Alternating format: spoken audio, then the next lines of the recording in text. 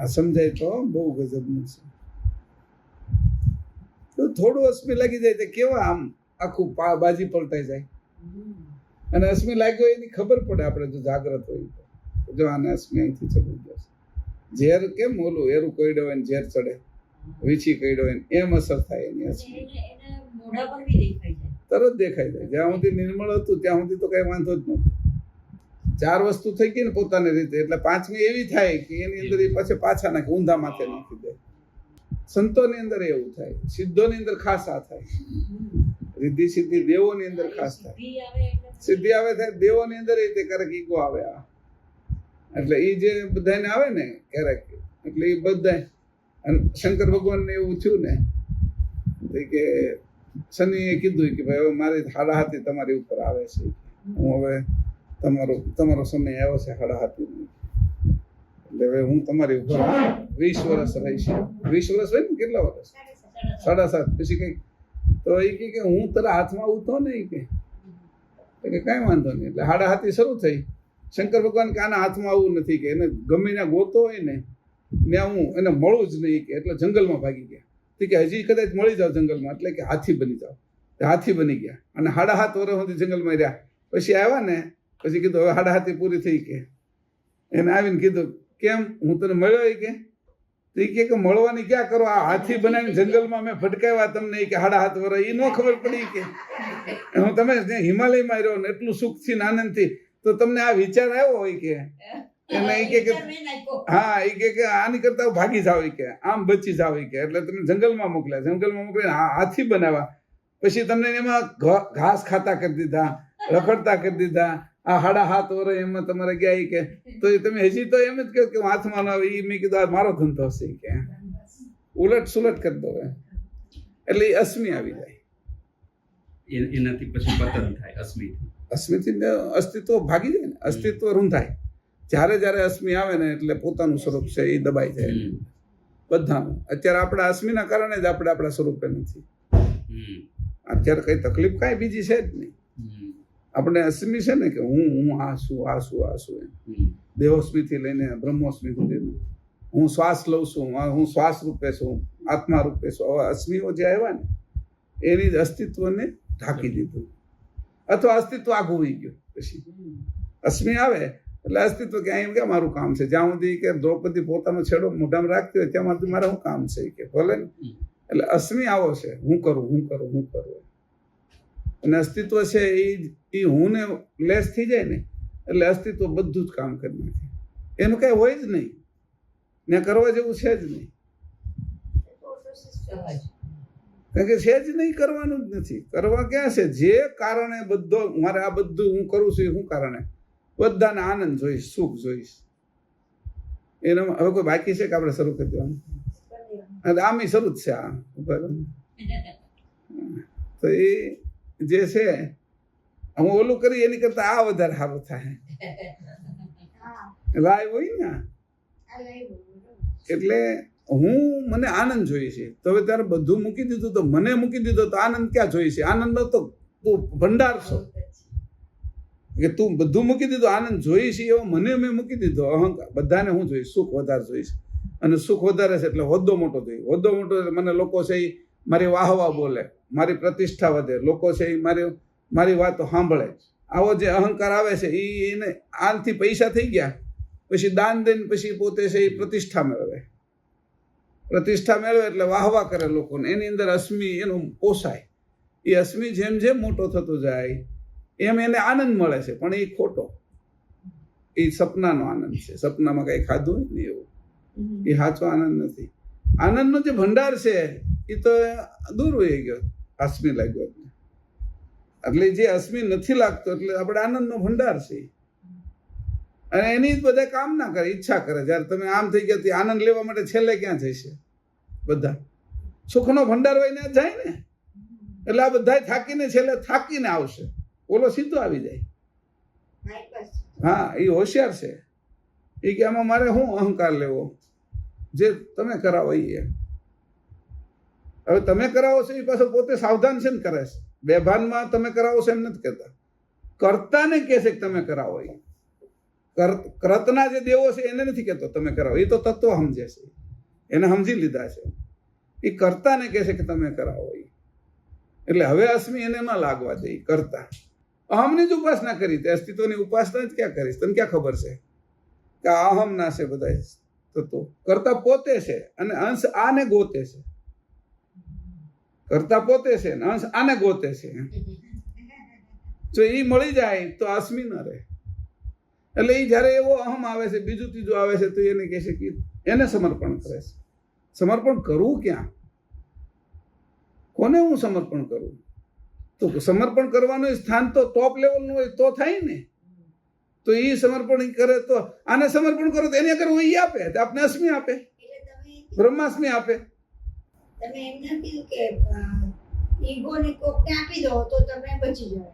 આ તમે બધી પાર્ટ ટાઈમ છે, ફૂલ ટાઈમ નથી. તો ઈગો જ આપે. તમે ઈગો એને આપ્યો તો તમને મોટો ઈગો આપી દો, મારો ઈગો તને આપી દો. સમજાણું? તું જા બ્રહ્મ કે મારો ઈગો તને આપી દો, હું બ્રહ્મ છું એમ તું બ્રહ્મ કે બ્રહ્મ થઈ ગયો, અહમ બ્રહ્માસ્મિ કે. મેં ઈગો સમર્પિત કર્યો પણ કોને? એ જે ઈગો થયો ને. નહીં, કરતાને ઈગો. જ્યારે હું અસ્મિ સમર્પિત કરતાને કરું ત્યારે એ સમર્પણ જ થાય. હું ઈગો સમર્પિત કરું છું, અહંકાર સમર્પણ કરું છું, આ બાજુ કરું તો મને વધારે પાછો આવે. કરતાને હું કરું ને તો કરતા એ જાણે છે કે એની અંદર રહેલો જે અહંકાર સમર્પણનો એ હતી એ ખેંચી લે છે.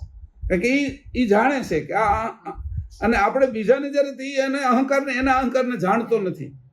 એટલે આપણો અહંકાર જે આ રહી ગયો ને છેલ્લો, કે હું આ અહંકારને છોડું છું, એ અહંકારને એ અહંકારના કારણે પોતાનો અહમ આમાં નાખી દે. એટલે જ ઓલો બોલવા મળે છે હું જ ગુરુ છું, હું જ શિષ્ય છું, એમ કરવા મળે છેલ્લે.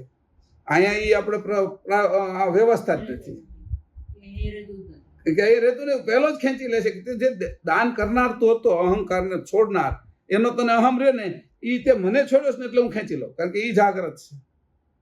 આ તો અહમ ના બનેલા છે બધા.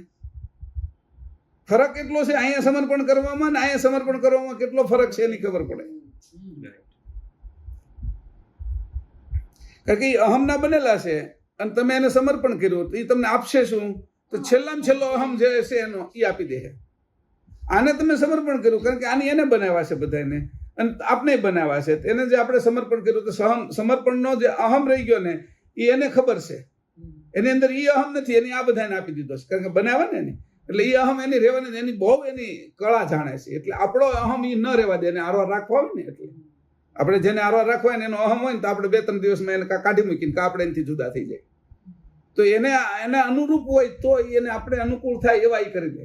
એટલે આપણે હારે રાખે. પછી અંશને હારે રાખવા છે અંશીની સાથે, તો એનો કોઈ અહમ ન રહેવા દે. છેલ્લામાં છેલ્લું જે કાંઈ હોય ને એ બધું બાદ કરે. એ જે પોખણ આવ્યું ને એ જે કહેવા મળે છે એની બહુ આરાધના કરીને એટલે એની સમર્પણ કર્યું એમાં. અને એ સમર્પણ એને પાછું આવ્યું કે હું છું એમ.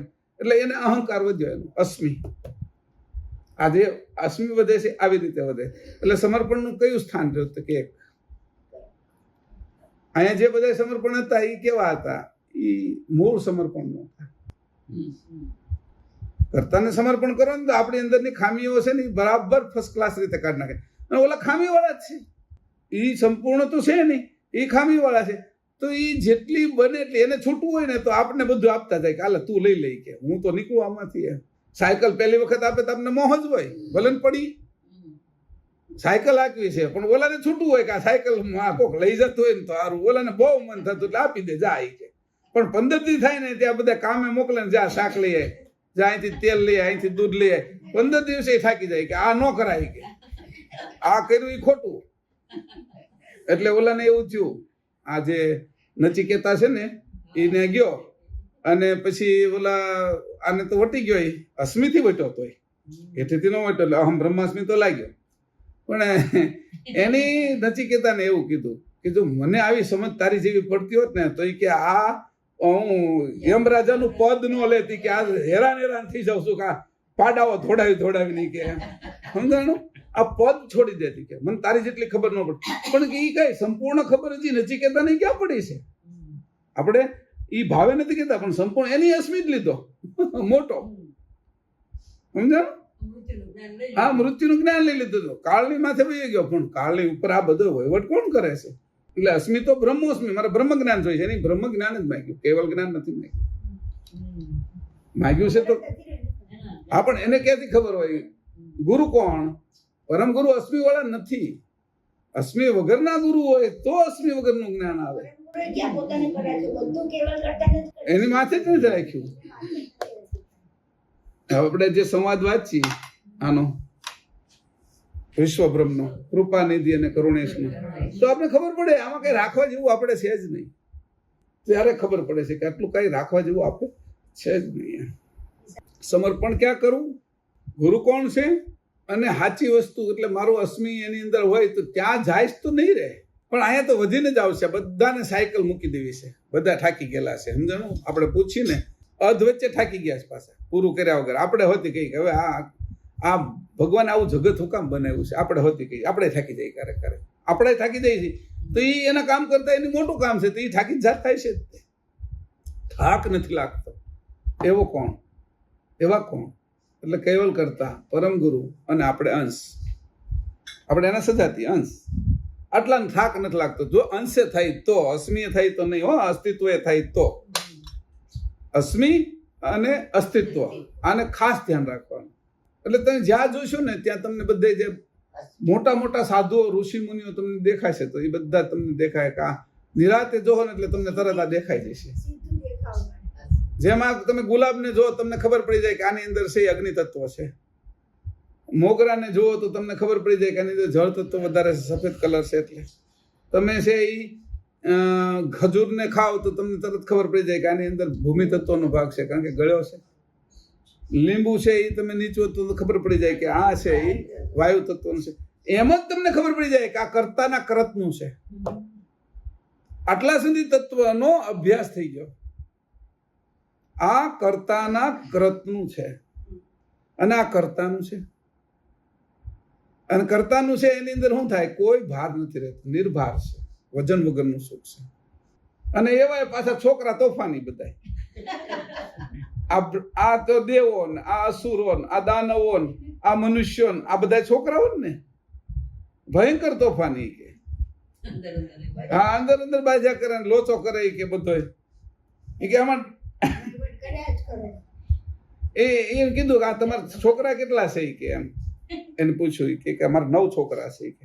હવે એવા ડાયા છોકરાઓ બધા હાલતો જતો કે તો આ મોળા કેવાય છે એનો પછી વિચાર કરો કે. એટલે આમાંથી કંટાળી ન જાય.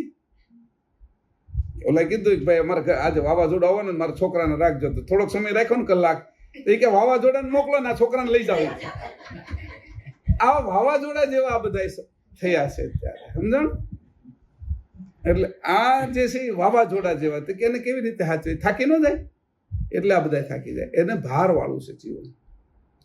અને કર્તાનું નિર્ભાર છે, વજન વગરનું. કોઈ કલ્પના જ નથી ને. બોલો તો કંઈક તમે મનમાં કલ્પના કરો ને તોય ખેંચાઈ જાય છે બધું.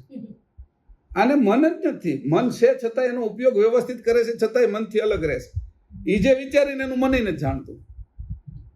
એ જે કઈ કરે ને એની બુદ્ધિ ને જાણતી. એ અંદર જે તરત જ અસ્મિને જાય છે. મેં ઓલું કીધું, તમે વિચારો એટલે અસ્મિ ખેંચી જ જાય તમને. વિચાર વગર જે કરવાનું છે ને એ કામ છે આ. પરમ ગુરુની અંદર વિચારવાનું નથી, એની સાથે એકતા જ છે. એ જ મહત્વની છે. હું એને એક છું એટલે કાર્ય એક શરૂ થઈ જાય. એવો અનુભવ જે કરતા છે એને જ અંશે થવાનો સમય છે. અને આમાં હેલું છે કલયુગમાં. ઓછા સમયમાં કામ પૂરું થાય. જેની ઉપાસના કરો એ બધા, કેટલા બધા અત્યારે સમૃદ્ધ લોકો છે કે વાત પૂછો. આ બધા જેની ઉપાસના કરે ને એ બધું પ્રાપ્ત કરે. હાન થાય ને જે જોઈએ એટલી, જેટલી મનમાં કલ્પના કરો ને એ જગતમાં ઉત્પન્ન થાય. આપણે પેલા કહેતા હામે દેખાવા જઈને વાતો કરવા જઈએ તો એ હોતી શરૂ થશે. પછી એમ કે ઉડવું છે તો ઉડવાનું શરૂ થાય. હવે એવું કહીશું કે અહીંથી ગાયબ થઈ જઈને ત્યાં નીકળશું એ હોતી શરૂ થશે. અનેક પ્રકારની કલ્પનાઓ સિદ્ધ થાય છે કલયુગમાં. તો પછી કલ્પના કઈ કરવી? આ બધું થઈ જતું હોય જ્યારે કલયુગની અંદર, કલયુગ એટલો સપોર્ટ કરતો હોય તો કલ્પના કઈ કરવી? એટલે કલિયુગ કીધું, કળી જવાનો યુગ. કળી એટલે ચાવી વાળો યુગ. આમાં બધાની ચાવી જ છે. આમ ચાવી લેસ કરીએ છીએ હવે ગાડીમાંથી, પણ તોય તે આમ દબાવવાનું બટન તો છે જ શરૂ કરવા હાટું. એ ચાવી તો છે જ તે. આને આમ કરીને શરૂ કરી ફોન ને એ ચાવી તો છે જ તે. આ રિમોટ કંટ્રોલ છે પહેલા એનાથી પણ આમ કરી તો ચાવી તો છે જ, ચાવી વાળો યુગ છે. તો એ ચાવી વાળાથી જ બધું થતું હોય તો આપણે કઈ કલ્પના કરવી? હું કોણ છું ને કરતા કોણ છે એ જ કરાય ને બીજી શું કરાય? એમાં એ પૂરું જલ્દી થાય એમ મારો કહેવાનો અર્થ. આ જો સમજાય તો હું આ વાત એટલા માટે કરું છું. હવે આપણો વિષય તો લેવું, પણ આ વિષય હાલતો હતો ને એટલે લઈ લીધો, આ ખેંચી લીધો. કારણ કે જ્ઞાન છે ને એને કોઈ શું કે બોર્ડર એને કોઈ ટાઈમ કે સ્થળ કે આ પ્રમાણે આમ કરશું એ બંધનમાં છે જ નહીં.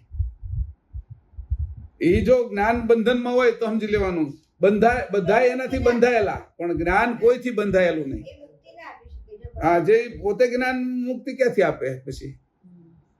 એટલે આ જ્ઞાન છે એનો કોઈ ટાઈમ, બંધન, સ્થળ કશું જ હોતું નથી. કોઈ પ્રકારની એને આપણે કહીએ ને કે પ્રાર્થના બોલીને આ પછી આ કરીએ તે કરીએ પછી જે કરીએ એટલે એ શું છે? એ મનને એકાગ્ર કરવાનો એક વિષય છે. તમે અમુક સ્તુતિ કરીને પછી તમે જ્યાં આપણે કથા કઈ કરીએ તો મનને એકાગ્ર કરવાનો વિષય છે. તારો ક્યાં છે? મન એકાગ્ર હોય તો હું સાંભળીએ કે બોલવા વાળો બોલીએ કે, પણ જેનું હંમેશા જ મન યારે કઈ લેવા દેવા નથી, એકાગ્ર જ છે. એને એક આગ્રહ રાખવાની શું જરૂર છે? એને કઈ એક આગ્રહ રાખવાની જરૂર નથી. હવે બીજા વિચારોમાં જવું નહીં, ના એ ન જવું, અહીંયા જ રહેવું, આ જ સાંભળવું, એવો વિચારવાની જરૂર એક જ છે. આગ્રહ રાખ્યો એટલે એક પ્રકારનું બળપૂર્વક તમે લઈ આવ્યા, અને બળપૂર્વક લાવવા માટે તમે સ્તુતિ કરી, પ્રાર્થના કરી, બધા હાથ જોડ્યા, પછી એકદમ વાતાવરણ બન્યું, કંઈક દીવો કર્યો, કંઈક અગરબત્તી કરી. એ વાતાવરણ બન્યું, એ બનેલું વાતાવરણ છે, બનાવટી. અહીંયા કઈ બનાવટી નથી. અહીંયા જે છે એ જ છે, કાંઈ કલ્પિત છે જ નહીં, જે વાસ્તવિક છે એ જ છે. એટલે એવું કશું જ ન કર્યું. સુગંધી વાતાવરણ કરવું પડે, આ કરવું, એવું જ્ઞાનને હોય નહીં. અને જ્યારે એને એ જરૂર પડવા મળે એટલે સમજી લેવાનું જ્ઞાન અપાહિજ થઈ ગયું છે, હવે પાંગળું થઈ ગયું છે, જ્ઞાન અપંગ થયું, હવે એને ઘોડીની જરૂર છે. અને જ્ઞાનને જ્યારે ઘોડીની જરૂર પડે ત્યારે એ જ્ઞાન નથી, એ અજ્ઞાન જ છે. એને આધારની જરૂર પડે જ્ઞાનને, તો એ બધાને આધાર આપનારાને જરૂર પડે. ઘોડી જ છે, એને બીજી ઘોડી જરૂર પડે તો એ કેવી રીતે મેળ કરવો એનો? ઘોડી કે હું હાલવા મને તકલીફ છે, બીજી ઘોડી આપો પછી હું તમને હકાવું, તો કેમ મેળ કરવો એનો? આપણે ઘોડીથી હાલતા હોય, ઓલી પગે વાગ્યું હોકર, તો એ હોકર ને બીજું હોકર જોઈએ, તો એ શું કરશું, કેમ કરશું એને? એટલે એવી રીતે જ્ઞાનને જ જો કોઈ એવી બંધનમાં હોય તો એ જ્ઞાન કઈ કામનું નથી.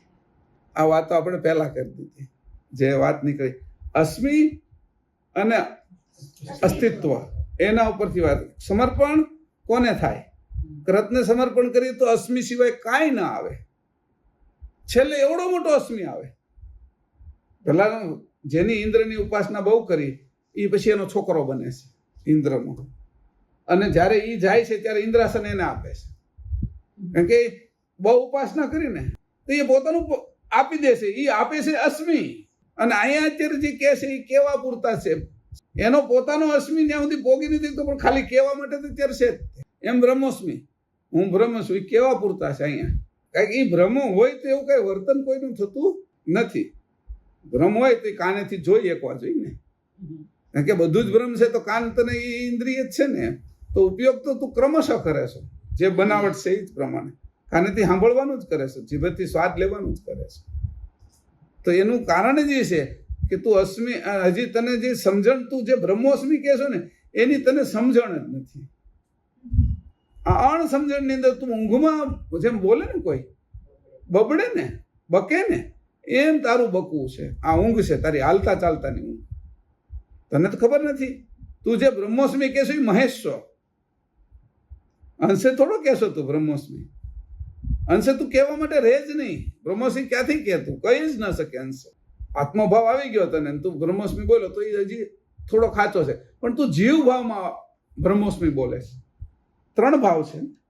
જીવ ભાવ વાસના વાળો છે, વાસના છૂટી થઈ એટલે આત્મભાવ થઈ ગયો. અને આ બંનેની ઉપર જે છે ચૈતન્ય સ્વરૂપ એ અંશ ભાવ છે. તો જીવ ભાવે તું અત્યારે અહમ બ્રહ્માસ્મિ ચિદાનંદ રૂપમ શિવોહમ બોલે છે. હજી આત્મભાવે તું નથી પહોંચ્યો. અંશ ભાવે તો બોલવાનું નથી. અંશ ભાવે તો તું અંશ થઈ ગયો ને, અંશીનો. હવે એ ધ્યાન રાખે છે. બિલાડીને આપણે પાળી હોય, કૂતરાને પાળ્યું હોય અને આપણા ઘરમાં રાખતા હોય, અથવા કોઈ અપાહિજ છે, કોઈ વ્યક્તિ એવા છે જે બિચારા ગઢા છે, અપાહિજ છે, એને આપણા ઘરમાં લઈ આવ્યા અને એનું પાલન પોષણ કરવાની આપણે જવાબદારી લીધી. જવાબદારી લીધી તો એને ક્યારે ભૂખ લાગશે અને કયા કપડાં પહેરવા, કઈ રીતે એની વ્યવસ્થા કરવી આપણે જોઈએ છીએ ને. આ કૂતરા રાખે છે એ બધું એનું ધ્યાન રાખે છે. સંદાસ કરવાનો હોય તો બાથરૂમમાં લઈ જાય છે ને, અથવા કરી જાય તો સાફ હોતી કરે છે, એનું ધ્યાન રાખે છે ને. તો કરતા તો કેટલું ધ્યાન રાખતા છે, એડવાન્સ આપણું કેટલું ધ્યાન રાખતા. અને જો એની ધ્યાન ન રાખ્યું તો આપણે આટલું બધું સરસ શરીર જ ન આપ્યું ને. પહેલી વાત અરે સરસ શરીર આપ્યું તો હારો આટલી બુદ્ધિ તો આપી, આપણે ઊંધી વાપરીએ છીએ એનો કઈ એનો અર્થ નહીં. એની સ્વતંત્રતા વાળી બુદ્ધિ આપી અને આપણે ઊંધી વાપરીએ છીએ. આ તો આપ્યું આપણે એને કીધું તો તારે જે આમાંથી લેવું એ લઈ લે. બે હાથ ખુલ્લા રાખ્યા હતા. આ બાજુ અસ્મિ હતો ને આ બાજુ અસ્તિત્વ હતું. તો આ શું હતું, રૂપાળું બહુ હતું. એટલે થોડી થોડી નહીં લે. આમાં અસ્તિત્વમાં તો કઈ દેખાતું જ નહોતું. કેમ લે? અસ્મિમાં બધું હતું, બધું હતું. હા બોલે આમાં કૃષ્ણ તો લીધા એને, આમાં તો કૃષ્ણ તમને દેખાતા નથી. રૂપ અરૂપથી પર છે. રૂપય નહીં, અરૂપય નહીં. એવું પરમ હાલો ઉલટ ક્રિયા લઈ લઈ. આપણે 3 ઉલટ ક્રિયાની ક્લાસ કર્યા, આ ચોથો થાય છે. આમાં અડધો કલાક જેવું રહેશે. ઉલટ ક્રિયાની એક ક્રિયા આપણે પૂરી કરી અને 320મું પેજ છે પંચમ સસંવેદનું.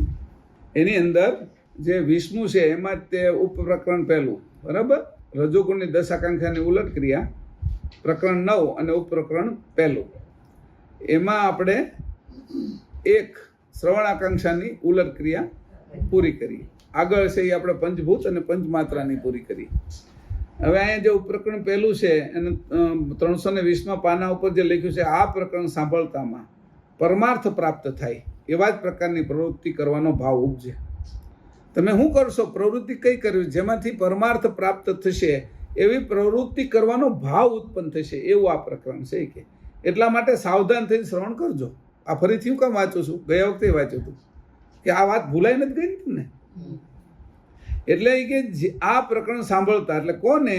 શ્રીમંત પરમ ગુરુ શ્રી કરુણાસાગર ભગવાન આતુર નરનારી શ્રોતાજન તથા સંત પ્રત્યે તત્વભાગની ઉલટ ક્રિયાનું નિરૂપણ કરે છે તે સાંભળો. આ પ્રકરણ સાંભળતામાં પરમાર્થ પ્રાપ્ત થાય એવા પ્રકારની પ્રવૃત્તિ કરવાનો ભાવ ઉપજશે. તમારી પ્રવૃત્તિ જ આવી થશે જો તમે બરાબર સાંભળશો તો. કેમ કે એટલા માટે સાવધાન થઈને શ્રવણ કરજો. સાંભળતા નહીં, શ્રવણ કરજો એમ કીધું છે. કેમ? આકાંક્ષા શ્રવણ શરૂ કરીશ ને પહેલી. કારણ કે શ્રવણ કરશો એટલે શ્રવણની અંદર શું હોય ને સાંભળવામાં શું હોય કે સંસ્કૃત શબ્દ છે કે ગુજરાતી છે એવી રીતે નહીં. શ્રવણ છે એ કેવી રીતે થાય અને સાંભળવું કેવી રીતે? તો સાંભળવાનું નથી કે આ કાનેથી કે સાંભળીને આ કાને કાઢી નાખે. શ્રવણની અંદર એવું નહીં થાય. શ્રવણની અંદર તમારી અંદર એ જામશે, જેમ દહીં જામે છે દૂધમાંથી, એવી રીતે આ જમાવ કરશે. અને જમાવ કર્યા પછી પાછું તમે એને જ્યારે મથશો અંદર એટલે મંથન થઈને એમાંથી નવનીત નીકળશે. નવનીતને પાછા તાવશો એટલે ઘી નીકળશે. એ ક્રમમાં આ બધું કે સાવધાન થઈને શ્રવણ કરજો. શ્રવણનો અર્થ આ ક્રમમાં છે. તમારે આ જે સાંભળો છો એ અત્યારે દૂધ જ છે એવું સમજવું. અને દૂધ જ્યારે છે ત્યારે મારે એને મેળવવાનું છે. કોની અંદર? મારી અંદર. મેળવવાનું કોની અંદર? મારી જે સમજણ છે એની અંદર મેળવવાનું છે. આ મેળવણ છે. ઓલું મેળવવાનું દહીં દૂધનું છાશનું હતું. અહીંયા મેળવવાનું છે મારી સમજણમાં. આ સમજણને મેળવવી એનું નામ મેળવણ. એ મેળવણ તમે નાખ્યું એટલે શું થયું?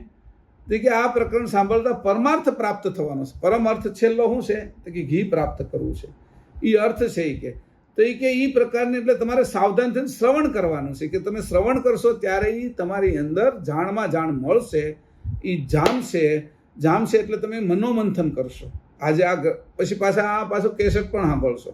એ જ્યારે મથાશે એટલે એની અંદર છાશ અને માખણનો ભાગ છૂટો પડશે. જે ઉપર આવ્યું એ તમારે કામનું છે અને નીચે આવ્યું છે એ બીજા લોકોને પીવું હોય તો ભલે પીતા, પણ તમારે કામનું એ નથી. એની અંદરથી દીવો નહીં હળગે છાશમાંથી. એટલે તમે તો દીવો હળગાવવા માટેની જ આ ધંધો કરેલો છે. પોતાને જ જાગૃત કરવો છે, પોતાને જ મારે જોવો છે, પોતાને જ તો પ્રકાશ તો જોશે ને મારો. તો એ દીવો મારે હળગાવવાનો છે. એટલે દીવો હળગાવવા માટે મારે નીચેની વસ્તુ કામની નથી. તો એ તત્વ ભાગને તમે છૂટો કર્યો. જે નીચેનો હતો છાશવાળો એ ભાગને તમે છૂટો કર્યો. એ કે એટલે છૂટો કર્યો એટલે શું રહ્યો? નવનીત. નવનીતની અંદર નવીનતા છે, એની અંદર કોમળતા છે, એની અંદર મૃદુતા છે, એની અંદર આમ લચીલાપન છે.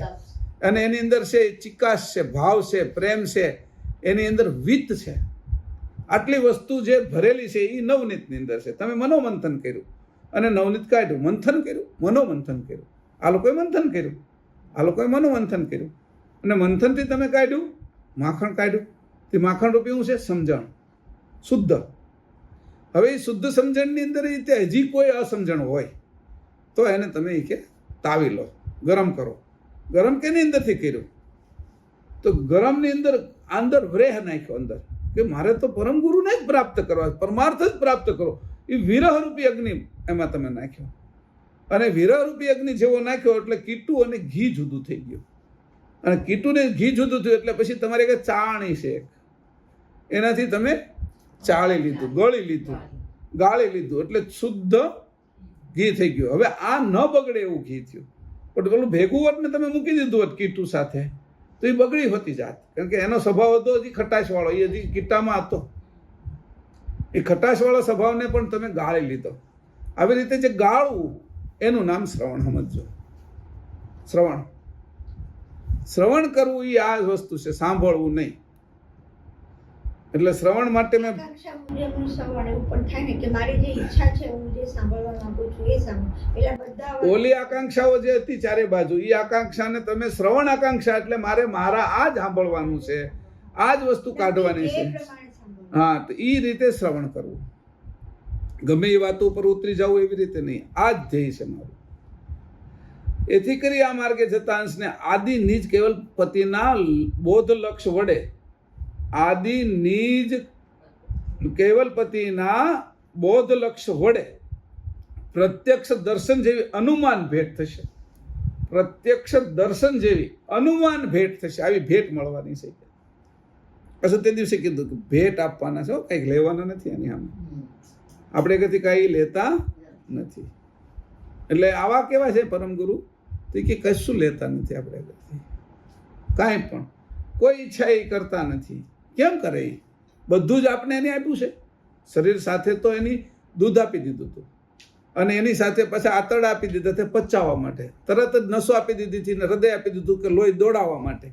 લોહી જેવું દોડવા મળ્યું એટલે તરત માંસ ને હાડકા ને બધું વધવા મળ્યું, બનવા મળ્યું. બધી સગવડતા ત્યાં તરત ભૂખ લાગી, તે અનાજ ને ફળ ફૂલ ને દૂધ ને મધ ને અનેક પ્રકારના વ્યંજનો તૈયાર જ રાખ્યા હતા આપણા માટે.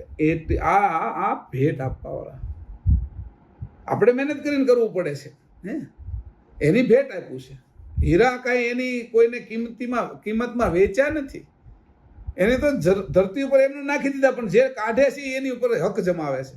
આ હીરા મારા છે એટલે પછી એ વેચે છે. હોનું મારું છે એમ કરીને હક જમાવે છે. આ ધરતીમાં એની બધું જ મફત આપી દીધું છે. આ બીજ મફત આપી દીધા તો ભૂમિ મફત આપી દીધી, ભૂમિ મફત આપી દીધું તો વરસાદ, પાણી મફત આપી દીધું, પાણી મફત આપી દીધું તો હવા, સૂર્યપ્રકાશ મફત આપી દીધો.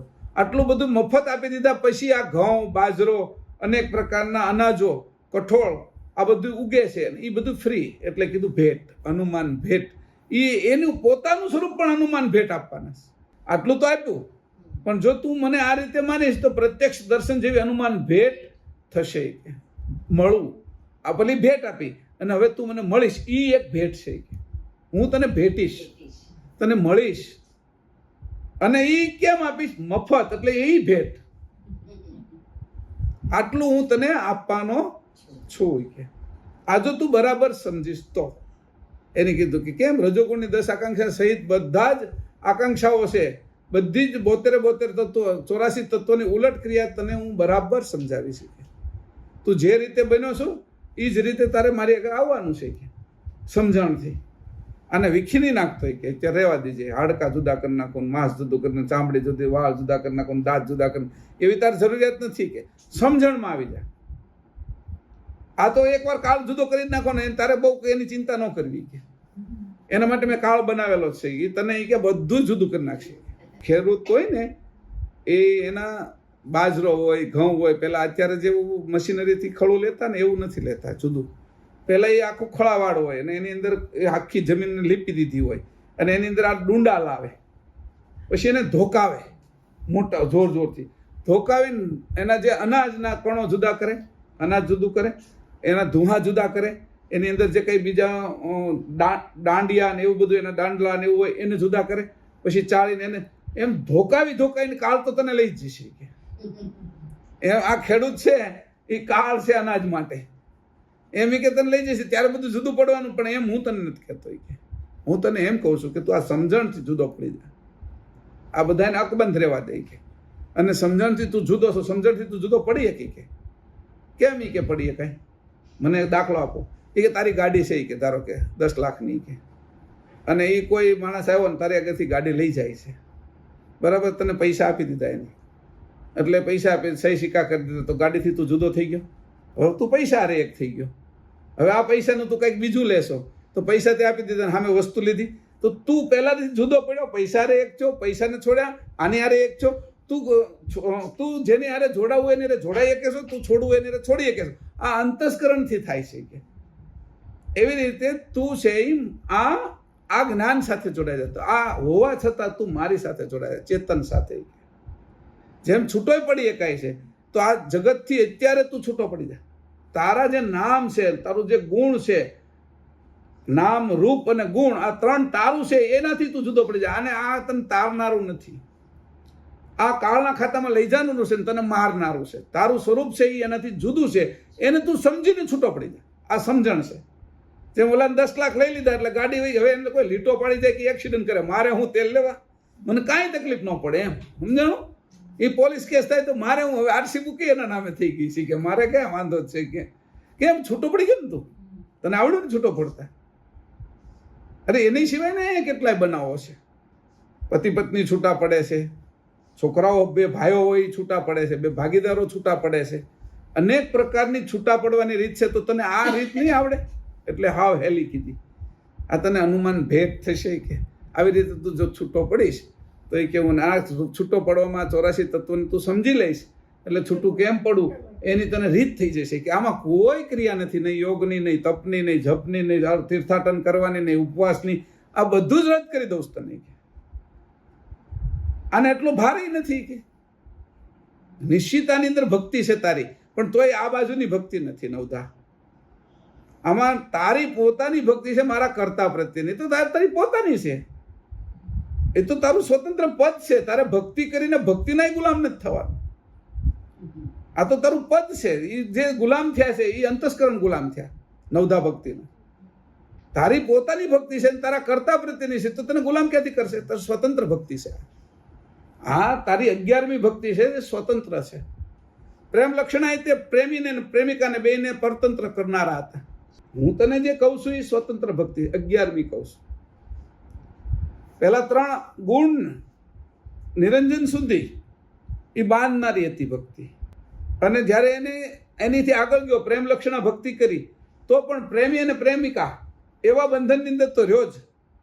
સ્વતંત્ર ભક્તિ તો આ 11મી છે કે નવધા પછી પ્રેમ લક્ષણા 10મી ગણી કે. અને જો એ જ ક્રમમાં તારે લેવી હોય, આવે એવું નથી કે, પણ એ જ ક્રમમાં તારે લેવી હોય કે તો એ કે એને પ્રેમ લક્ષણાથી ઉપર ગણ અને એને સ્વતંત્ર ભક્તિ ગણ, ચેતન ભક્તિ ગણી કે. આ રીતે તું ભક્તિ કરીશ એટલે આ બાજુની બધી જ ભક્તિથી, બધા જ યોગથી, બધા જ પ્રકારના તપથી, બધા જ પ્રકારના વૈરાગ્યથી, બધા જ તત્વોની ગણતરીથી તું છૂટો છો. બાળવાનું કામ પેલા કાળનું છે કે એ મેં એને આપેલું છે, તું એ પેલા છૂટો પડી જાય. તને છૂટો પડવા માટેનો માર્ગ બતાવું છું. એટલે તને કહું છું કે આદિની જ કેવલપતિના બોધ લક્ષ વડે પ્રત્યક્ષ દર્શન જેવી અનુમાન ભેટ થશે.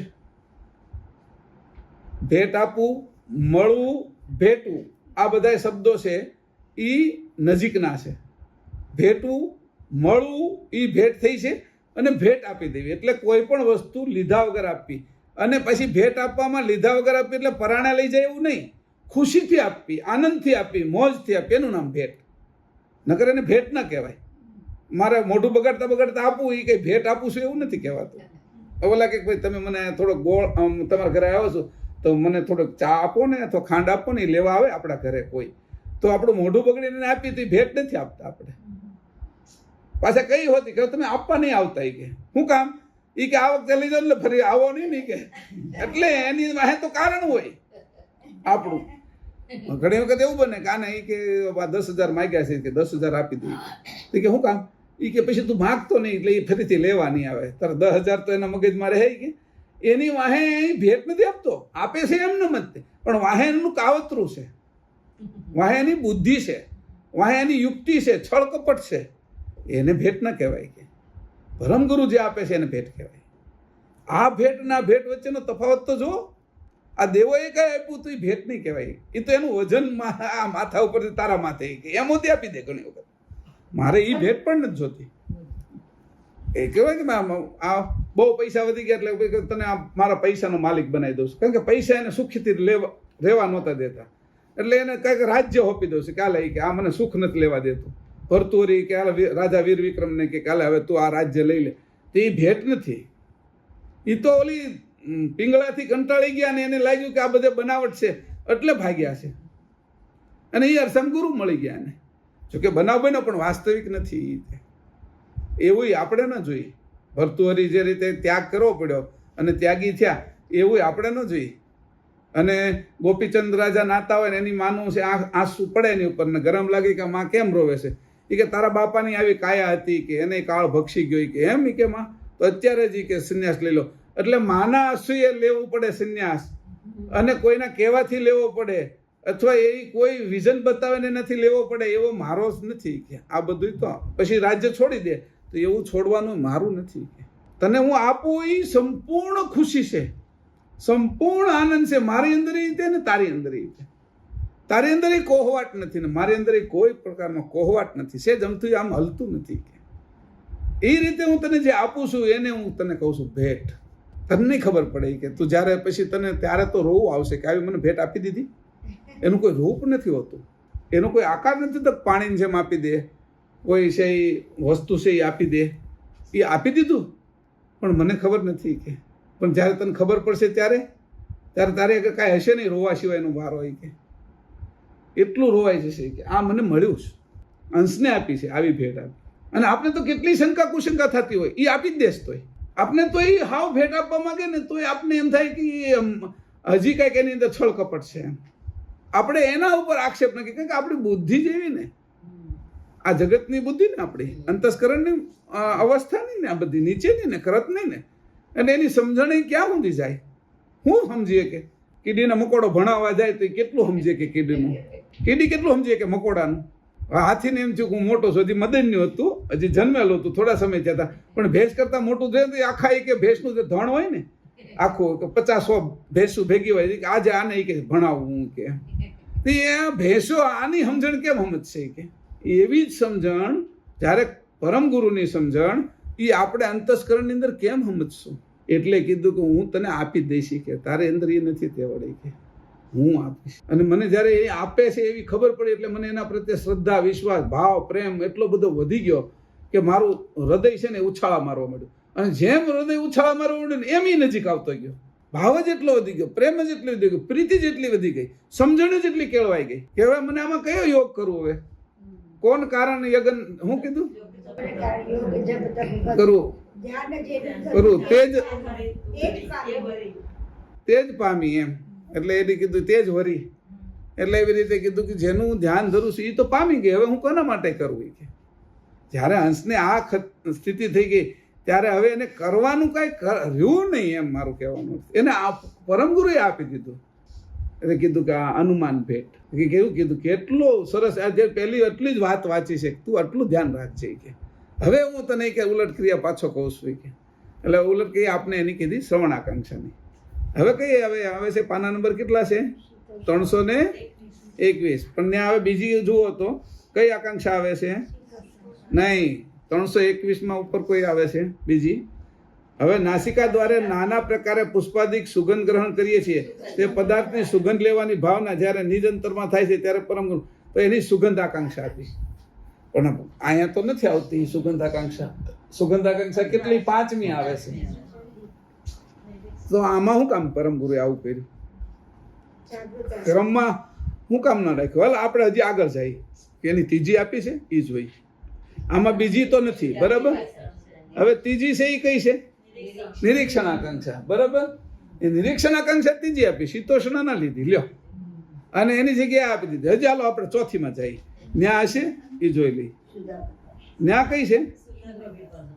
સુધા પીપાસા એ તો ચોથી છે એ કે છેલ્લી શીતોષ્ણ બરાબર હજી જાય આગળ ઈ કે સુધા પીપાસા શીતોષ્ણ આકાંક્ષા હજી નો આવી કે કેમ નો આવી પછી હું આવ્યું ઉચ્ચાર આકાંક્ષા બરાબર હવે પછી હું આવ્યું ઈ કયો હવે એના પછી હવે શીતોષ્ણ આવી એટલે પણ આવું કેમ કર્યું ઈ કે તો કા એનાથી ભૂલાઈ ગયું છે તો કા ભૂલ થઈ છે અને કા પરમ ગુરુએ આ યોજનાપૂર્વક રાખેલું છે તો આપણે ભૂલ થઈ છે આ લખવાવાળાની કે પરમ ગુરુએ યોજનાપૂર્વક રાખી છે એ જોઈ લઈએ હવે આના તો ક્રમમાં આવ્યું એક જ કેમ આવ્યું તો હવે એ સાચું શું છે કે આપણે જાગ્રત રાખવા માટે કર્યું હોય બરાબર છે કે ભાઈ આમાં જાગ્રત રહેશે કે નહીં એમ એટલે હું આ જે અહીં મૂકી દઉં છું તો આ ક્રમમાં તો જાગ્રત રાખવા એ કર્યું હોય અને અહીંયા છે એની જાગ્રત આપણે કોઈ લખાણ કરવા વાળા છે લખવા વાળા એ કે બધી આકાંક્ષા તો આવી ગઈ એના ક્રમની શું જરૂર છે એટલે એની આડેધડ પણ લખી નાખ્યું લખવા વાળાને કઈ એટલી બધું ન હોય પાવલી આપતા પહેલા એક ગ્રંથ લખે ને એટલે 4 આના આપે અને હસ્તલિખિત લખવાના હોય હવે ક્યારેક આમ તેમ લખાઈ ગયું હોય તો કે લખી નાખને કે 10 10 તો આવી જાય ને એ ક્રમની શું જરૂર છે કે એમ હોતી કર્યું હોય હવે કોની ભૂલ છે એ તો જોઈ તો પહેલી આ તો આવી જોઈએ બરાબર અને પછી એની આવી છે કઈ બીજી હા તો આ આવી બીજી આ બરાબર આવી જોઈતી હતી આ હવે પછી પાછી આવી જોઈતી હજી આ નથી આવી પછી એને પાછી આ આવી નિરીક્ષણ બરાબર 3 નંબરની અને આ 4 આ 5 તો પછી આવી પાછી નહીં નિરીક્ષણ પછી હું આવી એમાં જો ને બરાબર સુધા તૃષા પછી પાછી આવી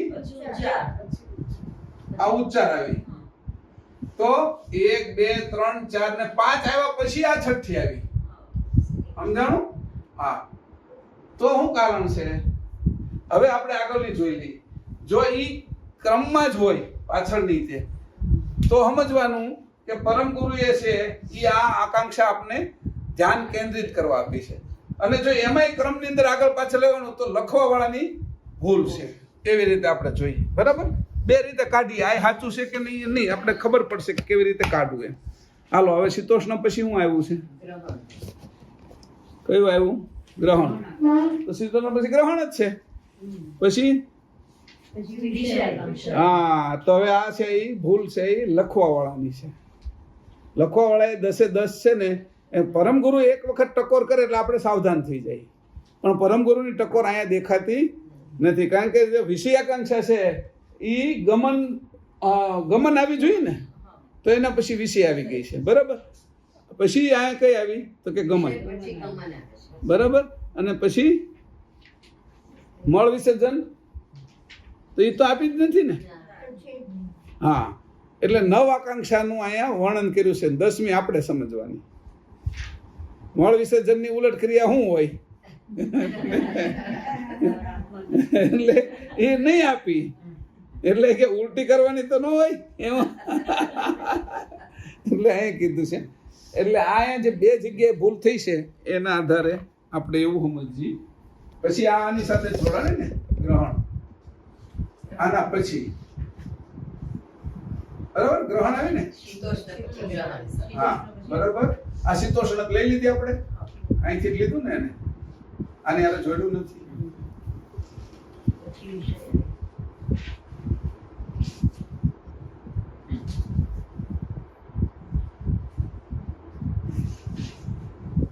બરાબર પછી હવે એને અહીંથી વિષય લઈ લીધો એ ક્રમમાં નથી લીધો અને પછી ગમન લીધો એટલે 2 જગ્યા ઉપર ભૂલ થઈ આ ગમન અને નિરીક્ષણ આ ક્રમમાં નથી અને છેલ્લી તો છે જ નહીં એટલે એનું મીંડું કરી દઈએ એ પછી કરશું અત્યારે જેટલું આપ્યું એટલું અત્યારે આને હું કેમ વિચારીએ છીએ કે આ ક્રમમાં પરમ ગુરુએ આ ક્રમમાં આપ્યું છે આપણે જાગ્રત રાખવા કે આ છે એ હવે તમારે કોઈને કઈ આવો વિચાર આવતો હોય તો આના ઉપરથી તમે કહી શકો કે ભાઈ નહીં અહીંયા એક વખત અહીં રાખ્યું છે તો 2 વખત આપણે જાગ્રત કરવા રાખ્યું છે એવું કહી શકાય. એટલે પરમ ગુરુએ જ રાખ્યું છે એવું પણ કહી શકાય. જો એકવાર જાગૃત કરવા રાખે તો 2 વાર હું કામ ન રાખે? એવો એક પ્રશ્ન કરીને આપણે હું કામ ન કરીએ? આપણે સમજણમાં જ જવું છે ને. આપણે તો આપણે કસવું છે ને, આપણે મંથન કરવું છે ને, આપણે માખણ કાઢવું છે ને. પણ છતાં એવું લાગે છે કે આગળ હોતી ઘણા પ્રકરણની અંદર ભૂલો આગળ પાછળ કરી છે અને એના કારણે અહીંયા લાગે છે કે આ ભૂલ છે. એટલે આપણે લઈશું નિરીક્ષણ સુધા તૃષા આપણે શીતોષ્ણ આકાંક્ષા લઈશું અને એ છે એ પાના નંબર 325 અને પેરેગ્રાફ 1. બરાબર. હવે શીતોષ્ણ આકાંક્ષા તે અંતરબાહ્ય શીતોષ્ણપણાની એવું થાય છે, શીતોષ્ણપણાની એવું થાય છે તે એક એક તત્વના સ્પર્શે કરીને નાના પ્રકારે વર્તમાન થાય છે. એક એક તત્વના સ્પર્શે કરીને નાના પ્રકારે વર્તમાન થાય છે. કોઈને આમ તકલીફ હોય, કોઈનું કોઈ સ્વજન અવસાન પામ્યું હોય, કે કોઈ પ્રકારનું નાનું બાળક રોતું હોય, કે કોઈ મોટી ઉંમરના છે કે 18 વર્ષ એને કંઈ એવો રોગ થયો હોય, તો સાંત્વના કેવી રીતે આપે છે ખબર છે ને? જે એના નજીકના લોકો માથે હાથ મૂકે, વાહમાં હાથ ફેરવે, બરાબર છે. તો એ શું છે? સ્પર્શ. સ્પર્શની અંદર શું છે? ભાવ છે.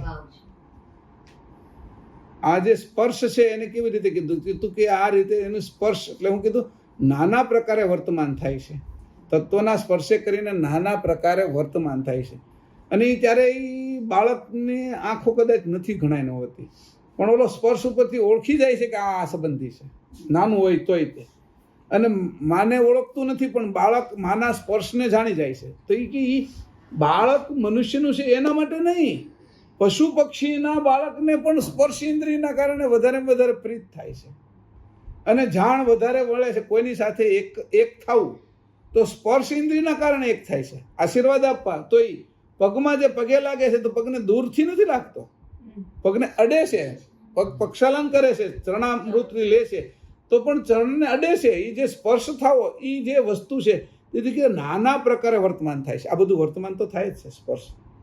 આ આટલી જગ્યાએ સ્પર્શ માટે જોઈએ પ્રેમ, ભાવ, ભક્તિ, કોઈના દુઃખની અંદર આશ્વાસન આપવું, કોઈ આવીને એને સગા સંબંધી હોય અને કોઈ દીકરી છે કે કોઈ મોટી અમુક લોકોનું અવસાન થઈ ગયું છે તો એને માથા ઉપર હાથ ફેરવે છે, ખંભો અહીંયા રાખીને એ રોવે છે અને એ દિલ હળવું કરે છે. ત્યારે સ્પર્શની એક પ્રકારની એક સંવેદના એ એનીથી બીજો એની અંદર ઉતારે છે. ગુરુ શિષ્યની અંદર, પિતા પુત્રની અંદર, વડીલ છે એ એનાથી નાનાની અંદર, સંસારની અંદર એક સ્પર્શનો એક આખો જ અનુભવ છે. અને સ્પર્શથી જ સંસારની પાછી રચના થઈ છે. એટલે સ્પર્શ ઇન્દ્રિય છે એના કારણે એકાત્મતા આવે છે. હાવ સ્ત્રી જુદી છે, એનું ઘર જુદું, એના સંસ્કાર જુદા છે, એના ખાવા પીવાના જુદા છે, કદાચ એક દેશના ક્યારેક નથી હોતા. સ્પર્શ એવી વસ્તુ છે કે એ પોતાનું બનાવી લે છે. સ્ત્રી પુરુષ બે હોય તો સ્પર્શના કારણે એકતા કરે છે. આ એકતા છે ને એનું મજબૂત પાસું આ બાજુ સ્પર્શ છે. આ પહેલી વાત. એટલે કીધું નાના પ્રકારે વર્તમાન થાય છે. આ કીધું એવું સકલ તત્વ ભાગનું વર્તમાન તે ચૈતન્ય અંશના સ્પર્શે કરીને ચાલે. જો બીજી વાત અહીંયા કે એ સકલ તત્વનું પાછું પેલું નાના પ્રકારે મેં તમને કીધું વ્યવહારિક છે કે પણ એવું સકલ તત્વનું વર્તમાન તે ચૈતન્ય અંશના સ્પર્શે કરીને ચાલે. ચૈતન્ય અંશનો હાથ કયો? તો કે વૃત્તિ. ચૈતન્ય આંખનો હાથ કયો? તો કે દ્રષ્ટિ. પછી મુખનો હાથ કયો? તો કે વાણી. વાણી બોલું ત્યાં સુધી પોગે છે ને, એ પકડે છે ને કોઈને. કોઈ વાણી એવી બોલે તો માણસો પકડાઈ રહે છે. અમુક લોકો એવા નેતા હોય છે, અમુક એવા સાધુ સંતો વાણીથી પકડાઈ રહે છે. કોઈ દ્રષ્ટિ એવી કરે છે તો સિંહની સામે જો દ્રષ્ટિ મેળવીને કોઈ હોય ને તો સિંહ એની સામે લડતો નથી. એવા ઘણા યુટ્યુબ ઉપર આવે તો દ્રષ્ટિની અંદર એ તાકાત એક છે કે એનો હાથ છે એ રોકાવી દેશે કે એટલી દ્રષ્ટિની અંદર એ તે સ્પર્શ અહીં કીધું તો કે આ અંશનો જે છે એ એનો હાથ કયો? એ કઈ હાથે સ્પર્શ કરે છે? કે કર્મેન્દ્રિય છે ને હાથી. કોની? વાયુ તત્વની. અને એ આ જે છે એ સ્પર્શની જ આપણે વાત કરીએ છીએ. શબ્દ સ્પર્શ વાયુની જ વાત કરી છે. એટલે હાથ કયો? તો કે અંશનો હાથ છે વૃત્તિ. તો એ એમ કેવી રીતે કે તત્વ ભાગનું વર્તમાન કરે છે કે એવું સકલ તત્વ ભાગનું વર્તમાન તે ચૈતન્ય અંશ સ્પર્શે કરીને ચાલે છે. તો એની શું કર્યું? પહેલો સ્પર્શ અંશે અંકુરને સ્પર્શ કર્યો અને ભ્રમરંધને સ્પર્શ કર્યો. એટલે ભ્રમરંધે શું કર્યું? જે સોહંગ પ્રણવ હતો ને, જે 12 આંગળનો, એને સજીવ કર્યો, એની સ્પર્શ ન ગયો. એટલે સોહંગ પ્રણવ સજીવ થઈ ગયો. સોહંગે શું કર્યું? અહીંયા ઓહંગ આવે છે, વચ્ચે જંક્શન પડે છે. એ 52 આંગળના ઓહંગ પ્રણવને સજીવન કર્યો. અને ઓહંગ પ્રણવને સજીવન કર્યો એટલે એની શું કર્યું કે એની અંદર રહેલા આ જે પ્રણવે કરીને નિરંજન તત્વને સજીવન કર્યું. ઓહંગ સોહંગે નિરંજન તત્વને સજીવન કર્યું. નિરંજન તત્વ છે એ આજ્ઞા ચક્ર આવી ગયું છે, જે પડ્યું ને અંશની વૃત્તિ. એટલે આજ્ઞા જ્યોતિનારાયણ, જ્યોતિનારાયણને જેની ચેતન કર્યું એટલે નિરંજનની અંદર આકર્ષણ જામવા માંડ્યું, ખેંચાણ થવા માંડ્યું, એટલે કોષો બંધાવા માંડ્યા, આકાર થવા માંડ્યો, અને એક તૈયાર થઈ ગયું ઘાટ, કે આ નાક થયું, કાન થયું, આંખ થયું, બધા અંગો તૈયાર થયા, આકર્ષણના કારણે બંધાઈ ગયા.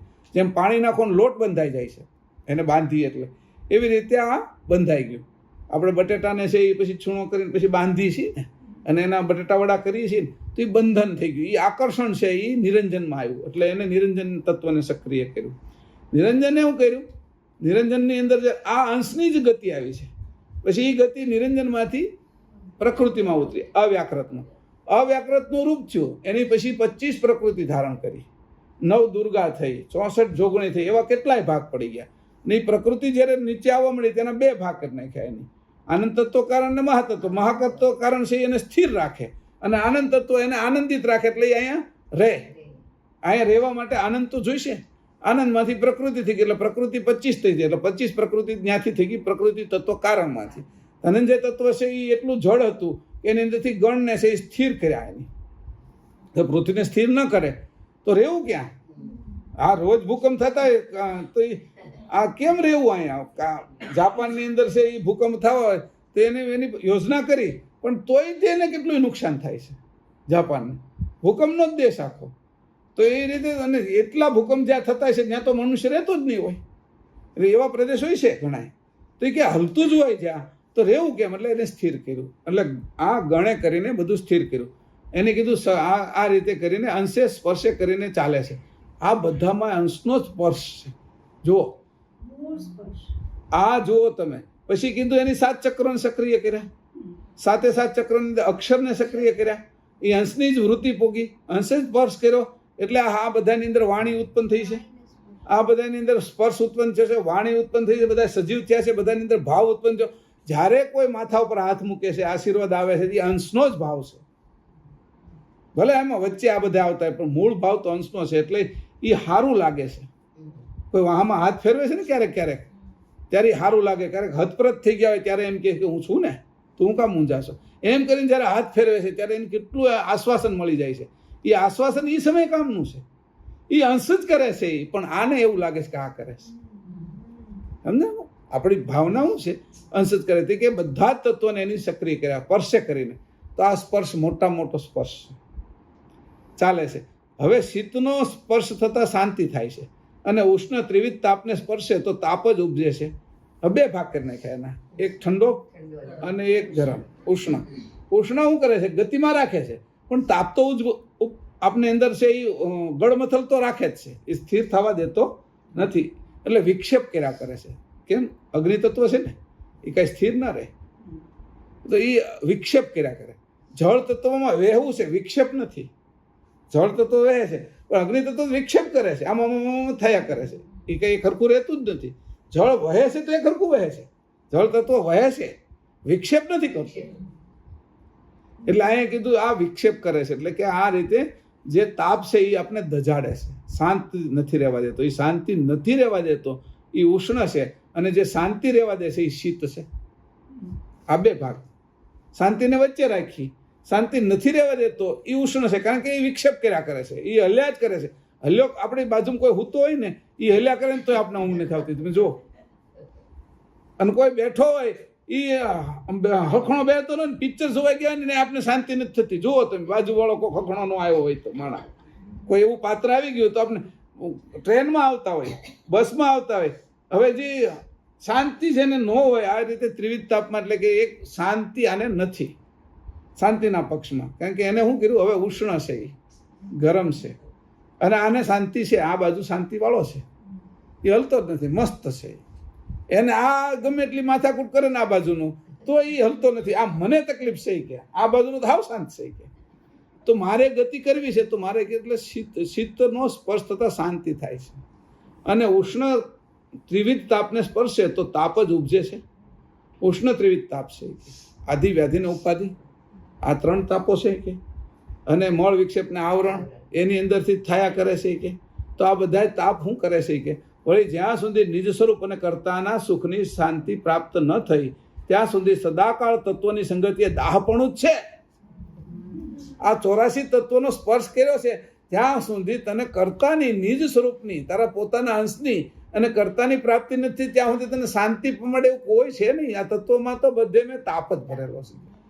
84 તત્વો તાપવાળા છે કે તને જો ઠંડા કરતા આવડતા હોય તો તું કરજે કે કારણ કે આમાં તો જોયું કે બહુ તાપ હતો કે એક તો પોતે ઝેરી સાપ અને 15-20 ફૂટનો પછી પોતે છે એને કુંડલી જાગ્રત થઈ એટલે એટલો તાપ લાગ્યો કે એને કાળી બળતરા પોતાના શરીરને ખાવા મળ્યો. જેમ ઘણા માણસોને અંદરથી એવો દાહ ઉત્પન્ન થાય કે તમને 6-8 મહિનામાં તમે જુઓ તો એના બધા હાડકા જ દેખાતા હોય, એની અંદરનું માંસ ખવાઈ ગયું હોય, માંસ ખવાઈ જાય કારણ કે એ પોતાને જ ખાઈ જાય. એવી રીતે આ જે 15-20 ફૂટનો જે સર્પ હતો એને કુંડલીની જાગે એમાં એટલો દાહ ઉપડ્યો, પોતાનું ઝેરે એટલું તકલીફ કરતું હતું, એ દાહ ઉત્પન્ન થયો એની અંદર એ પોતાના શરીરને બાળી નાખ્યું અને 1.5-2 ફૂટનો આવ્યો. હવે મને આમાંથી કોણ બચાવે કે કોણ એવો મારો છે કે એવો એ આર્તનાદ કરતો હતો, ક્યાં જાઓ મને કોણ મળે, મારો કોણ છે એમ આર્તનાદ થતો હતો. હવે 1.5 ફૂટ 2 ફૂટ જેવો હવે હું કોણ કેવી રીતે બચીશ. એ જ્યારે એને તલપાપડ વ્રેહ થયો ભયંકર, કુંડલી જાગરણ થઈ, ઓલો સાપ, ઓલો આપણે ઝેર અને ત્રીજો તો વ્રેહ. હવે આમાં શરીરમાં કાંઈ બચે નહીં આ વ્રેહના કારણે. હવે વ્રેહના કારણે શું થયું એમાં તે શરદ પૂર્ણિમાનો ચંદ્ર છે ને એ ઉગી નીકળ્યો અને જ્યાં શરદ પૂર્ણિમાનો ચંદ્રના વિશેષ કિરણ પડ્યા ને તે ખુશ થઈ ગયો. ઓહો હોય કે આની મને કંઈક ટાઢક આપી છે કે કારણ કે એ શીતળ છે ને ઠંડો છે ને એટલે એ પડ્યો માથે એટલે એ જે પડ્યો એટલે એને કીધું કે નહીં હવે તો આની આગળ જ જવું છે કે હવે હું આમ મરી જાઉં, આમે મરી જવાનો છું કે આમે આપણે સંસારમાં મળી જ જવાના છે તો કે હવે મારે આની આગળ જ જવું છે. એમ કરીને એની દોટ મૂકી, જેવી દોટ મૂકી આકાશમાં ઉડવાની કોશિશ કરી ત્યાં એને પાંખું ફૂટી નીકળી. આ જેમ પેલી ભમરી હોય ને એને પાંખું નો ઈળ હોય પણ ઓલી જે ખીજાય ને ખીચતા ખીચતા ખીચતા ઓલે ઉપર બહુ ખીજાય આજ તો મૂકીને રોજ મને મારે ને તો એની સામે થવા જાય ને ભોણમાંથી ઉડે અને એ જ સમયમાં એનું કેમિકલ છે ઓલી જે માર્યું હોય ને એનું કેમિકલ એને ફોડી નાખે, એ પાંખો ફોડીને ઉડે. પછી ઓલે આગળ ઉડતી હોય ને ભમરી દાંત કાઢે કાં ઉડાડી ને તને ઈળ ન રહેવા દીધી ને કે પહેલાં તમે પાંખો તને અંદર કેમિકલ નાખ્યું મારું ડંખ માર્યા કે ડંખ મારીને તારી અંદર ઉતારી દીધું ત્યારે તારી પાંખો ફૂટી છે પણ એ દાંત કાઢતું જાય આગળ અને હેઠે પછી આને ઓલે આની ખીજ અને એક ધારું એની સામું જ જોવે કે આને મારી જ નાખું અને મારી જ નાખું એમ જ થાય એને સમજાણું. આ રોજ મને ડંખ મારે ને પણ પછી ઓલે ઈશારો કર્યો નીચે નીચે આમ નીચે જોવાઈ ગયું ને તારો બગીચો મસ્ત મજાનો કે તેને રસ પીડ્યો થોડોક આગળ જાય ને તો સરોવર આવ્યું કમળનું ફર્સ્ટ ક્લાસ મજાના અંદર પાંદડા ને એવું બધું જોયું. યારે તો મજાની વાત છે એમ. પછી એ ઓલે આને હવે ઓલો ક્રોધ ઓછો થઈ ગયો અને એને હવે મનની અંદર પ્રીતિ થવા મળી કે આહા હું તો પછી ઉપર જોયું એટલે હા હું તો ઉડું છું કે પછી આ દાંત કાઢે ને ઓલી દાંત કાઢે કે આ મને પહેલા નહોતું સમજાયું કે તું આ મને મારે છો એના કારણે હું ઉડીશ કે એ પહેલા નહોતો. પછી એની ભક્ત થાય છે અને એને કહે છે કે મેં તને મારી જેવી બનાવી, મેં તને હેઠેનું કાંઈ નથી આપ્યું, આ ભેટ કરી એની. તો અહીંયા શું કર્યું આની ચંદ્ર તો આ તો ઓલી પેલી ભમરી છે, અહીંયા તો ચંદ્ર છે, અહીંયા તો જે નક્કી કરવાનું પોતાને કરવાનું. અહીંયા ક્યાં દેખાય છે ચંદ્ર ખાલી વિશેષ કિરણ પડ્યું છે, જાણ પરમ ગુરુ નથી દેખાતા, કરતા દેખાતા નથી, જાણ જ છે ખાલી. આ જાણે જીવવી છે તો આપણે તો જાણને જ પકડવી પડે, આપણે પકડવી પડે ને ઉલટ ક્રિયા તો જાણથી જ થાય ને, આપણે જાણને જ પકડવી પડે. એટલે એ જાણ જેમ ચંદ્રનું વિશેષ કિરણ આવ્યું એ પકડ્યું પહેલાં ને પોતે છે એ ઉડ્યો, મરી જાવ તો ભલે મરી જાવ, ત્યાં પાંખો ફૂટી ગઈ અને એ પાંખો ફૂટી ગઈ ને એમાંથી જે વિશેષ કિરણનું એક જંક્શન એક બીજી બાજુ પડતું હતું એ કિરણ એટલું ન ઉડાણું એનાથી. પછી જે કિરણ પડતું હતું ને બીજી બાજુ એ કિરણે વહી ગયો અને ત્યાં એ ચંદન વૃક્ષ ઉપર પડતું હતું એટલે આ ચંદન વૃક્ષને ચોંટી ગયો. કાંઈ નહીં, ચંદ્ર ન મળ્યા તો પરમ ગુરુ તો મળ્યા, કેવલ ન મળે પરમ ગુરુ તો મળી જાય. તો પછી એને ચોંટેલો, પછી એ ઉખડ્યો નહીં, એ કે બધું જ છોડી દીધું, મને કોઈ જગ્યાએ મને શાંતિ નહોતી વળી, તમારે ને હું આવ્યો છું. એટલે ચંદનના વૃક્ષને ચોંટી ગયો. ચંદનના વૃક્ષની અંદર વિશેષ ચંદ્રનો ભાસ પડેલો છે, અને એ ચંદ્ર જેવું ઠંડુ લાગ્યું જ્યારે, ત્યારે એ ઠંડકના કારણે એની પછી કીધું કે હવે આને ન છોડવું. કે એમ જ્યારે પરમ ગુરુ પ્રત્યે આવી પ્રીતિ થાય ત્યારે બાકીનું બધું જ છૂટી જાય. આને કીધું ઉલટ ક્રિયા. એ જ્યારે સ્પર્શ કર્યો ત્યારે એને બધો દાહ મટ્યો. આ બે વાત કરી ને, શાંતિ અને દાહ. તો દાહ પહેલા ને મટ્યો એમ કરીને આ ઉલટ ક્રિયા કરી. એ કેવી રીતે કરવી એનું એક આ ઉદાહરણ આપ્યું કે ઉલટ ક્રિયા કરવા માટે, દાહ મટાડવા માટે જે પોતાનો સ્પર્શ, પોતાના આખા શરીરનો સ્પર્શ, એ ચંદનના વૃક્ષને પછી ચોટ્યા પછી નીકળ્યો જ નહીં, છૂટો જ ન પડ્યો. હવે કોઈ છૂટો પડવા આવે તો એને ચંદનના વૃક્ષ ઉપર કે સર્પો હોય એમ કે બધા. હવે મને છૂટો પડું તો જાવ ક્યાં? જાવું ક્યાં? મારે કોઈ જગ્યાએ જાવ તો બધી દાહ જ છે કે મને કેનાથી સંતોષ થાય? અને તરત જ તે વ્રેહ મટી ગયો. ઠંડક થઈ એટલે વ્રેહ મટી ગયો, એટલે તાપ ઓછો થઈ ગયો. પછી જે એની કુંડલીની જાગ્રત થઈ હતી એ ઠંડી પડવા મળી, એટલે એની અંદર જાગ્રત. ઝેર છે એની કીધું કે હવે મારો સ્વામી મળી ગયો, એટલે એની મોઢામાંથી ઝેર એમનેમ જ તે છૂટી ગયું, બહાર નીકળી ગયું, અને ઝેર વગરનો થઈ ગયો. આ સંસારના જે અશ્મિનું ચડેલું ઝેર એ બધું જ મટી ગયું. જ્યારે એને એમ થયું કે હવે મારે કોઈને કડવાનું જ નથી રહ્યું, મારો કોઈ દુશ્મન જ નથી રહ્યો, મારે કોઈ નથી, મારે તો આ એક જ છે જેના માટે હું અત્યાર સુધી મહેનત કરતો હતો, મને અત્યારે મળી ગયું. અને પછી એને ચોટી એવું ગયું કે એના ઝેર એના મુખમાં ન રહ્યું, ઝેર એના એમનેમ નીકળી ગયું બધું. અને આ બાજુ જો તો એની વ્રેહ મટી ગઈ, આ બાજુ જો તો છે એ જે કુંડલીની હતી ઠંડી પડી ગઈ, અને હવે બધા જ મદદ કરવા મળ્યા. તેવી રીતે જ્યારે કર્તાને સ્પર્શ કરશું આપણે અને એની ઉલટ ક્રિયા કરશું ત્યારે કેવી હશે? હવે સમય પૂરો થઈ ગયો છે, પણ મેં તમને આ શાંતિ અને શાંતિ નહીં, ઠંડક અને ઉષ્ણ, આ ત્રિવિધ તાપ અને આ તાપ નહીં, હવે આપણે છે એ આવા વૃક્ષને ચોંટી ગયા છે, એની ડાળી પકડાઈ ગઈ છે. અને આ કાંઈ ખોટું વૃક્ષ નથી, આ સત્ય વૃક્ષ છે જેની આપણે અનુભવ કરાયો છે, બધું જોઈ લીધું. લીમડે ચડી જોયું એની બિચારે બળતરા થઈ, એટલે પછી એને કીધું કે ભાઈ આ આંબા ઉપર ચડી જોયું કે આમાં કંઈક શાંતિ મળશે. પછી નાળિયેરી ઉપર ચડી ગયો, એ કે આ નાળિયેર અવડા મોટા છે ને તે ન્યાય જઈને, પણ ન્યાય કંઈ શાંતિ નહોતી, ક્યાંય શાંતિ ન મળી. ગુફાની અંદર જાય, પેલા અંદર જાય તો એમ કે થોડોક ઠંડક હોય, ગારો હોય, થોડુંક ભીનાશ હોય તો મને માટીની શાંતિ મળે, માટીની શાંતિ ન મળે. માટી એટલી શાંતિ નહોતી આપી શકતી જેને જોતી હતી. આ બ્રહ્મજ્ઞાન છે એ માટી જેવું છે, એમાં શાંતિ હતી, ઠંડક હતી, પણ એને મૂળ શાંતિ નહોતી, કારણ કે એને આ બધું જ તજાવી દે ને પોતાના સ્વરૂપે કરી દે. એવું તો એક જ જ્ઞાન હતું, ચેતન જ્ઞાન, અને એનો સ્પર્શ કર્યો. એટલે આપણે જે કરી છે શીતોષ્ણ આકાંક્ષા, એની જે ઉલટ ક્રિયા કરી છે અહીંયા ઉલટ ક્રિયા એટલે અહીંયા રાખી છે, અને પછી આગળ ચલાવશું આપણે, બરાબર? હવે વિષયને વિશે વર્તે છે તેથી શાંતિ ઉપજે છે, એ ત્યાંથી આપણે લેવાનું છે, બરાબર? આ તત્વની સંગતિ એ દાહકપણું છે જ, બરાબર? ત્યાં સુધી લીધું આપણે, એટલે આવતો વિષય ત્યાંથી લઈશું. પણ મેં શીતોષ્ણ આકાંક્ષાની જે ઠેઠ સુધીની વાત તો તમને કરી જ દીધી, શીતોષ્ણ આકાંક્ષાની ઉલટ ક્રિયાની વાત તો કરી દીધી. આ જે હવે આવશે એ એમાં થોડું વધારો કરશે, પણ જે વિષય છે એ તો તમારે અમે મેં પૂરો કરી દીધો. તો કેવી રીતે એને આપણે આત્મસાત કરવા? અને જો કોઈ સ્ત્રી પુરુષનો સ્પર્શ ન થતો હોય તો એને આ ઘર તો હાવ પરાયું હતું, એમાં કઈ રીતે રહીએ કઈ? પણ સ્પર્શે કરીને કોઈનું અવસાન થયું છે તેને હાથ ફેરવી, નાના બાળકને હાથ ફેરવી છે, કોઈ ગઢા માણસને, કોઈ માંદા માણસને, તો કેટલું એને સુખ મળે છે. તો સ્પર્શે આશીર્વાદ દેવાય છે, સ્પર્શે કરીને પગે લગાય છે. તો આ બધી જે વસ્તુઓ છે એ સ્પર્શની અંદર કઈ વિશેષતા મૂકી છે, અને આ સ્પર્શ ઇન્દ્રિય કરીને જ આપણે પાછું જવું છે અને ઉલટ ક્રિયા કરવી છે. તો આ ઉલટ ક્રિયા છે એ આપણે કેવી રીતે કરવાની? તો સદાકાળ કર્તાની સાથે હું એના સ્પર્શમાં રહ્યો છું, અને એ જાણ છે, એની વૃત્તિ, એ જાણ, એ એનો હાથ છે, અને એ મને હંમેશા સ્પર્શ કર્યા કરે છે. એ જો સ્પર્શ ન કરતો તો મને વિચાર જ ન આવે, ખાવાનું ભૂખ ન લાગે, ઊંઘવાની ઊંઘ ન આવે, જાગવું ક્યારે એની ખબર ન પડે, નાવું ક્યારે એની મને ખબર ન પડે, બાથરૂમ સંદાસ જે વહીવટ હાલે છે એ કર્તાની જાણે કરીને હાલે છે. એ વૃત્તિ હંમેશા મારી આજુબાજુ છે, અંદર છે ને બહાર છે. આવી રીતે કરતા મારી સાથે રહે છે, એને હું સ્પર્શ, એ મને સ્પર્શેલા છે, પણ મને એની ખબર નથી જાણ, એટલે હું હવે એને સ્પર્શીશ, હું એને હારે રહીશ. આવી ઉલટ ક્રિયા કરી અત્યારે. કરુણા સાગર મહારાજ કી જય, કરુણા સાગર ભગવાન કી જય, સત કેવલ સાહેબ.